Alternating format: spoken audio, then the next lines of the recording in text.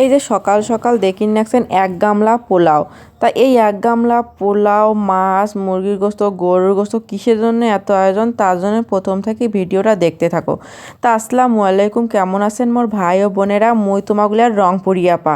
আমার কিন্তু রংপুর উত্তরাঞ্চলত ভালে ঠান্ডা পড়ছে, যা কয়েক কনকনা ঠান্ডা।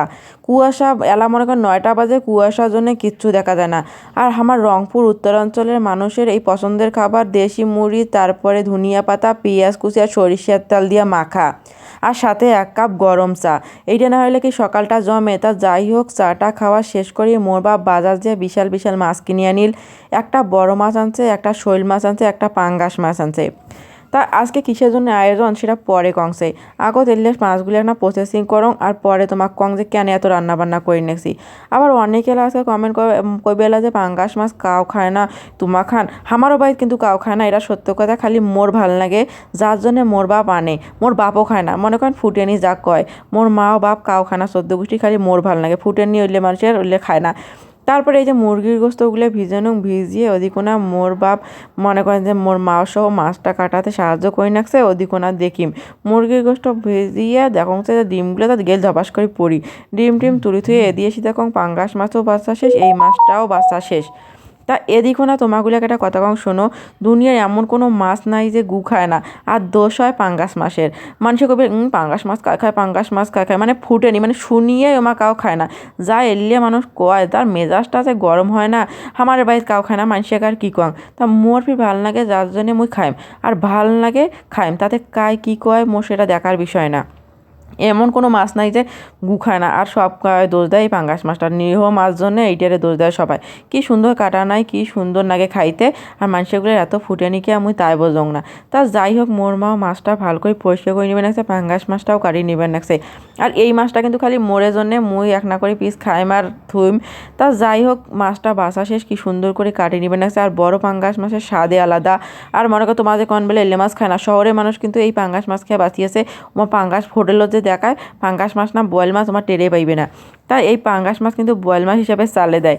ওদিকে না মোর মাও মাছ বাছুক, তারপরে মুই এদিকে না বড় মাছটা রান্না করে নিম। আর পাঙ্গাস মাছটা রান্না করবো না, ওটা ফ্রিজে থুয়ে দেবো।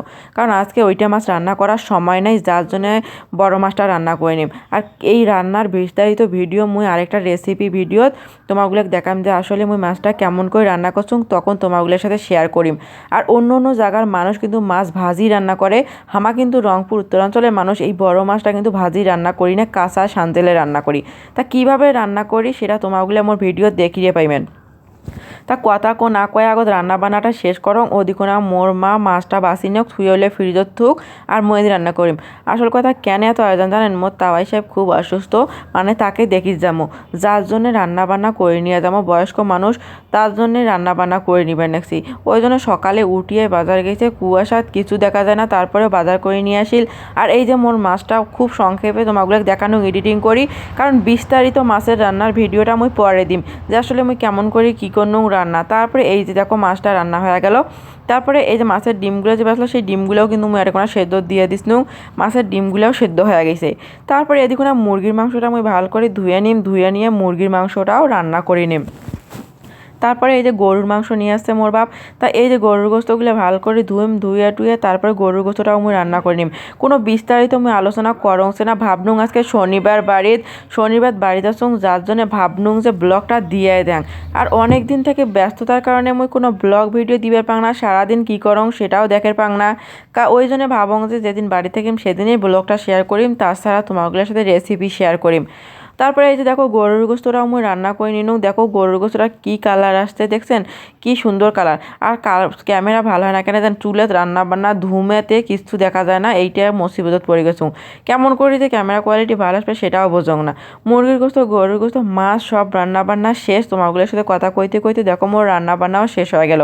এলে পরে থুয়ে দিল মোর আম্মু, থুয়ে দিয়ে এই যে আমার রেডি হয়ে আমার উদ্দেশ্য দিন রংপুরের উদ্দেশ্যে। তার রংপুর যাইতে মহিপুরের এই রাস্তাটা কিন্তু অসম্ভব সুন্দর, তাই না? থাকো, আজকে আর ভিডিওটা বেশি না বাড়ান, কেমন করে রান্না বান্না করছো সেটা তোমাকে আরেকটা ভিডিও দেখাম। আজকে এই পর্যন্ত, সবাই ভালো থাকো, আল্লাহ হাফেজ।